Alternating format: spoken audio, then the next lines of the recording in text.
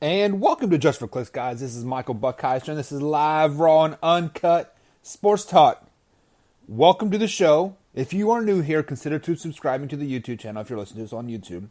If it's on Spotify, iHeartRadio, iTunes, Google Podcasts, anywhere you get your podcast, consider following that podcast as well.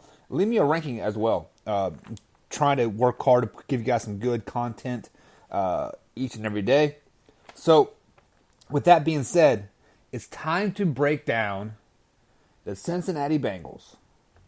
The Cincinnati Bengals went 6-10 last season, which in some people's eyes was an improvement, or unexpected, I should say. And in other people's eyes, it's kind of like, hey, they've been 8-8 for all these years. They're bound to make a step up. Well, not to disappoint anybody this year.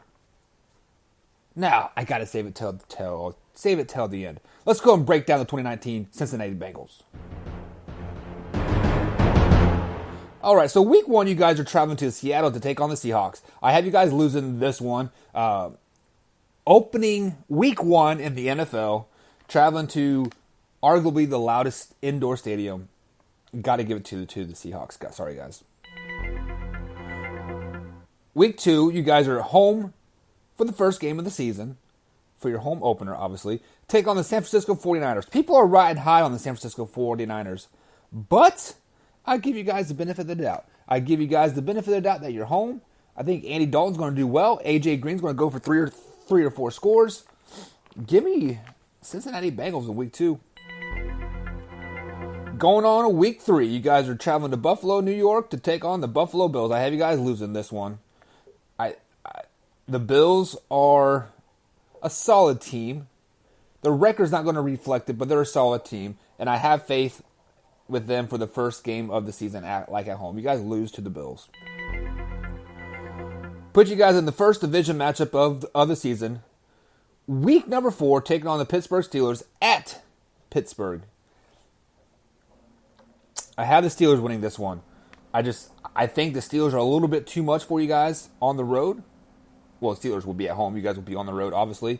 But I think Ben Roethlisberger kind of has a statement to prove. The whole Steelers organization has something to prove. And I think they kind of slack you guys this game.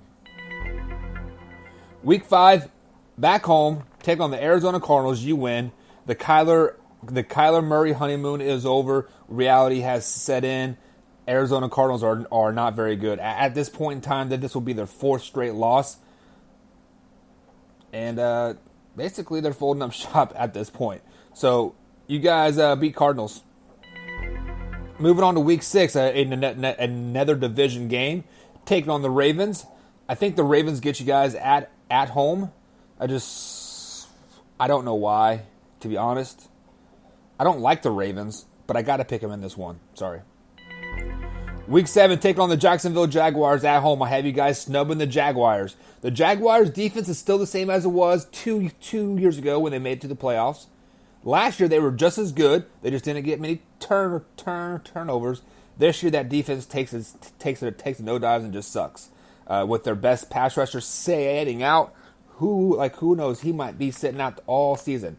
If he sits out till week 3 or week 4, this will be his 3rd game back, and he won't be in game shape at all. So I've given you guys this game over the Jacksonville Jaguars simply because their defense is going to nosedive. Going on to week 8, taking the LA Rams, traveling to LA.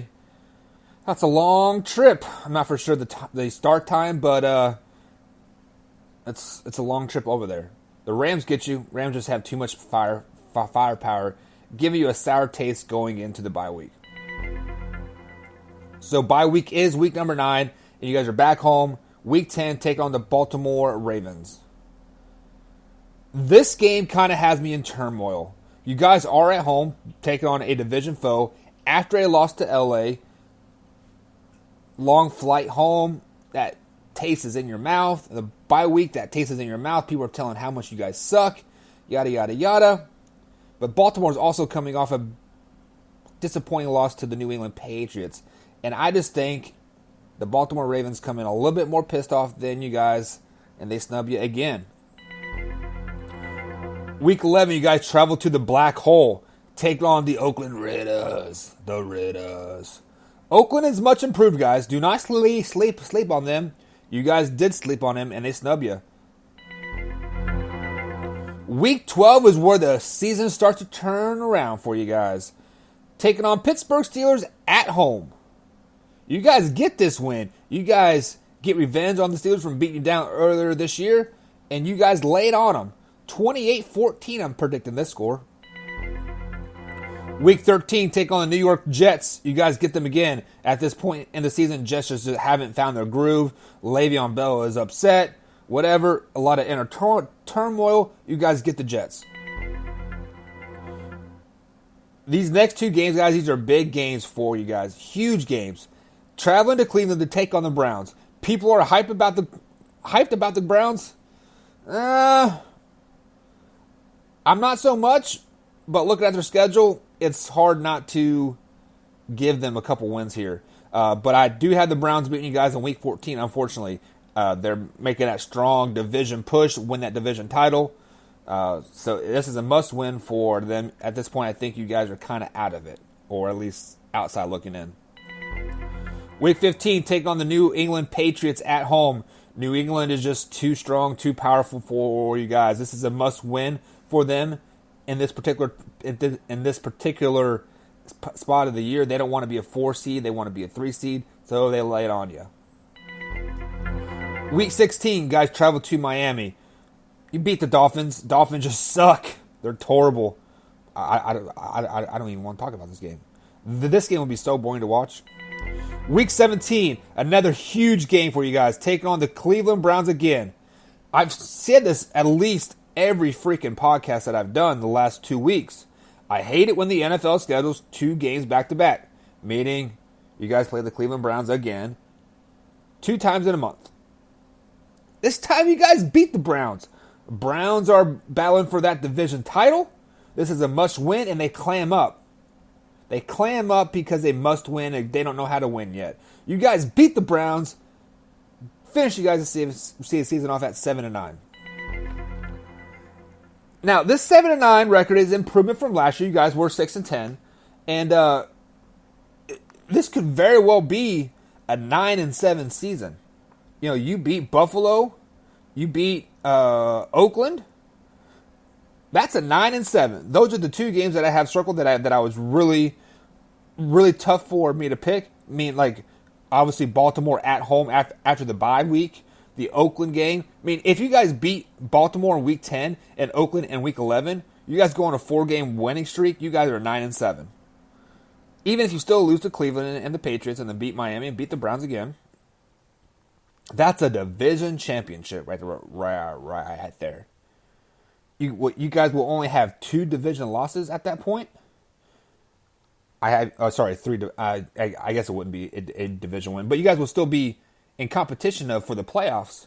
So 9-7 might get you in the playoffs. 7-9 outside looking in, and that's where guys have you again. Sorry, Bengals fans, you guys are horrible. Not the fans, the team. Fans are awesome.